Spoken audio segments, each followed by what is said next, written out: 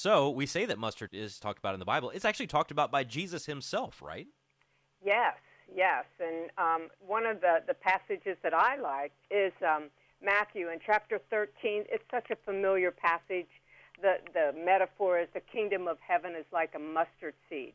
Well, there's a lot of different ways to look at this. The one thing that I think about is that when Jesus says that the kingdom of heaven is like a mustard seed, he also talks about faith as a mustard seed. That you plant something small, and there's sort of a mystery to how it grows, and then it grows into this enormous thing. And you think about how Jesus started the church with 12 guys that nobody probably would have picked otherwise, and here we have this church with 1 billion people, just like a tiny mustard seed yields this massive plant.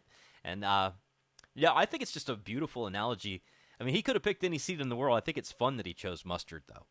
Yeah, and back then, from what I can research, mustard seeds were really the smallest seed as far as plants.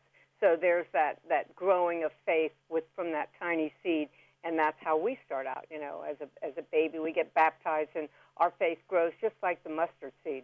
Well, the Romans made what we call the first quote-unquote mustard. What they did was they ground the seeds into a paste. And then the Greeks used the seeds not just for food, but also medicinally. And when you think of mustard greens, they're very popular now, very pungent.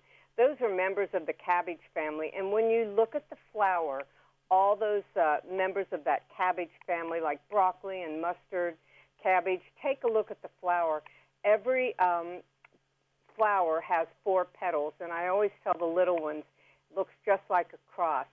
And then when you think of mustard, too, those greens, they're so good for us. They have lots of vitamin A for our eyes. And then both the greens and the seeds, Matt, are considered anti-cancer foods. So it's a wonderful condiment to add to your diet.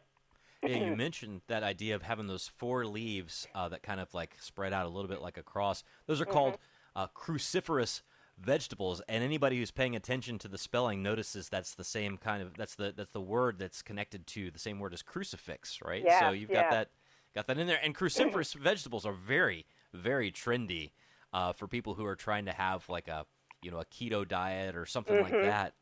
They're very much in vogue. But if you're looking at different kinds of mustard seeds, maybe for instance in the spice aisle, what are the varieties that are out there? Well, what we can find basically are the black, the white, and the brown. And here's the deal.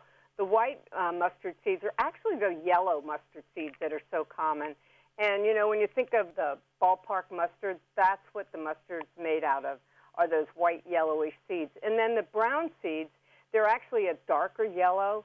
And the gourmet mustards like Dijon, which has white wine in it, is made from the brown seeds. Now, the black seeds, wow, if you ever tasted those are the most pungent of all, Matt. And from what I can understand, the mustard oil that I see in the Indian sections of the grocery, pretty much made from the black or brown seeds. But if you've ever used mustard oil, it's really potent and it's very hot and spicy. So, there's 3 kinds of seeds, and most of us are familiar, again, with the white, the yellow seeds, but really a lot of uses for all 3. Tell us very quickly about the spinach salad with warm bacon dressing. Oh, it is so good. The salad's a basic spinach salad with some hard-boiled eggs, mushrooms if you have them, and some fried bacon.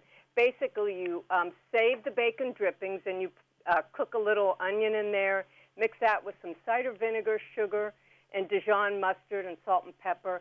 Mix all that together with the drippings and onions. It's absolutely delicious, a warm bacon spinach salad.